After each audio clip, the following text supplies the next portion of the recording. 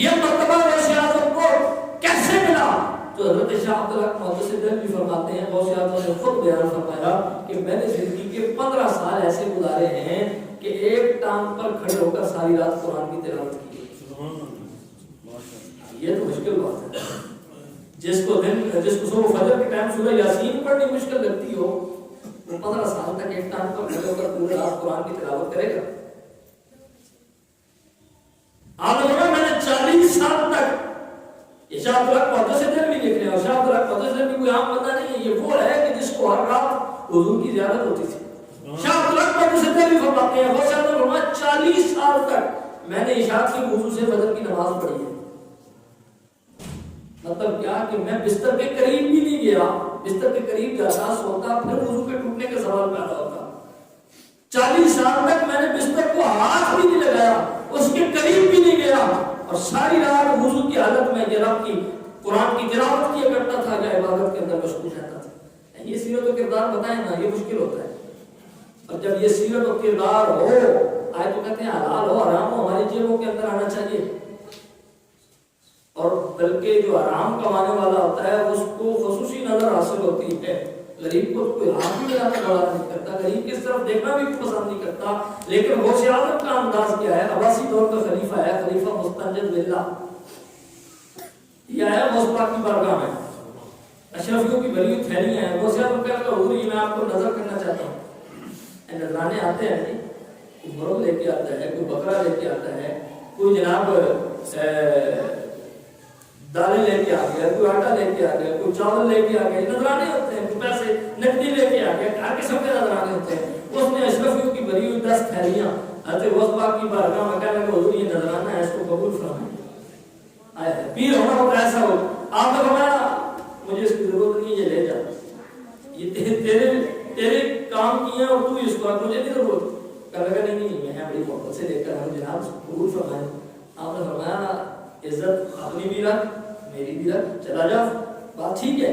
کہنے لگا نہیں جناب میں میری بےزتی ہے اس میں کہ آپ میرا تحفہ قبول نہ کریں, تحفہ واپس لوٹا دیں. فرمایا اچھا اگر تیری اس میں بےزتی ہے تو پھر تیری عزت بھی کر کے دکھاتے ہیں. آپ نے اس کی اشرفی کی تھیلیوں کو پکڑا, 10 کی 10 نہیں اٹھے, صرف 2 اٹھے. ایک کو ایک ہاتھ میں پکڑا, دوسری کو دوسری ہاتھ میں پکڑا, آپ نے دبانا شروع کر دیا.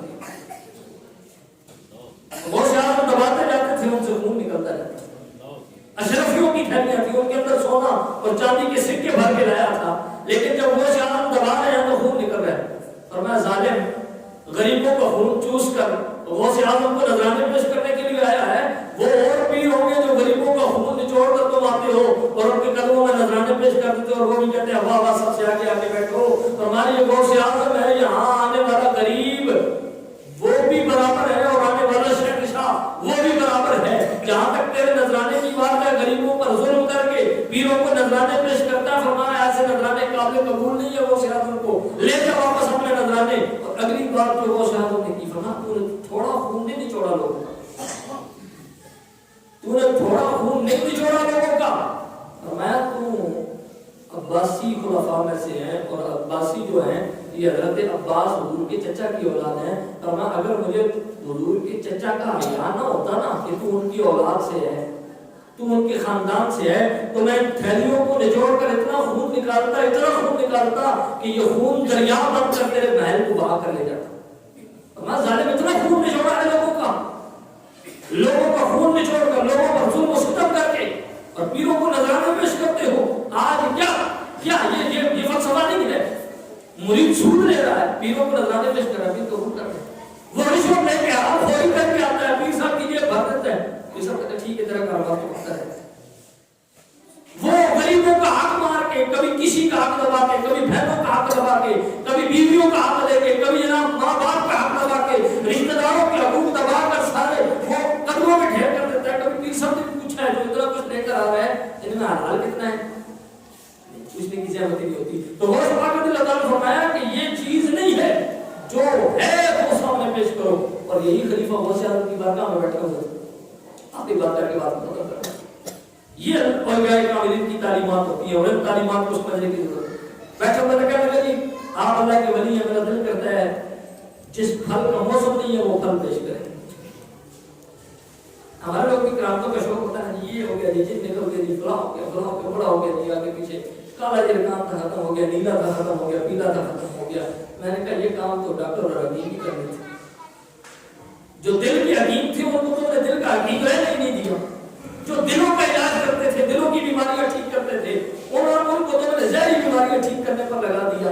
कोई कीले निकाल रहा है, कोई जनाब गड्ढे निकाल रहा है, कोई तावीज़ निकाल, पता नहीं क्या। तो वो शराब में दिल उतारा हो गया। लगा जी हुजूर मेरा दिल करता है कि जिस फल का मौसम नहीं है वो फल मुझे पेश करें। आपने हवा के अंदर हाथ बुलंद किया, 2 सेब आपके हाथों पर मौजूद थे। उस वक्त बगदाद के अंदर सेबों का मौसम ही नहीं था। पूरे बगदाद के अंदर सेब किसी मार्केट के अंदर, किसी मोहल्ले और बाजार के अंदर मौजूद है। आपने उठाया, एक अपने हाथ के अंदर रखा है, उसको दे दिया। अब वो शख्स ने सेब को तोड़ा, काटा, बड़ा खूबसूरत सेब, मीठा सेब, कस्तूरी की खुशबू आ रही है। बादशाह वक्त ने भी जब अपना सेब काटा तो उसके अंदर से कीड़े निकले। क्या लगा जनाब लाके भी दिया है तो क्या दिया है, गंदा सेब मुझे दे दिया है खुद। फरमाया जब गौसे आजम के हाथ में थे दोनों ठीक थे। जहां से गौसे आजम लाया था वहां से दोनों ठीक आए थे। कहा अच्छा फिर वहां से भी ठीक आए थे, आपके हाथ में भी ठीक थे, अब आपके हाथ वाला ठीक है, मेरे हाथ वाला खराब क्यों हो गया? फरमाया जब जालिम के हाथ में ठीक चीज भी आती है तो खराब हो जाती है। बस ये बात, ये गौसे आजम की तालीमात है। मुल्ला अली कारी ने अपनी किताब के अंदर लिखी है, मुझे इससे ज्यादा बयान करने की जरूरत नहीं है। आज लोग सवाल करते हैं जी मुल्क पाकिस्तान के हालात इतने खराब क्यों हो गए? इसकी वजह ये है कि ठीक चीज भी हो, किसी जालिम के हाथ में आ जाए वो खराब हो जाती है। ये गौसे आजम बता रहे हैं कि ठीक चीज भी हो, जालिम के हाथ लग जाए तो वो खराब हो जाया करती है। अगर उस दौर का जालिम हुक्मरान शेर को हाथ लगाए वो ठीक होकर भी खराब हो जाता है, तो क्या ख्याल है जो भी जुल्म करने वाला हो ठीक चीज को खराब नहीं करेगा। तो अल्लाह ताला से दुआ करनी चाहिए कि अल्लाह ताला हुजूर के सदके हमें तालीमात गौसे आज़म, करामात बात की बात है।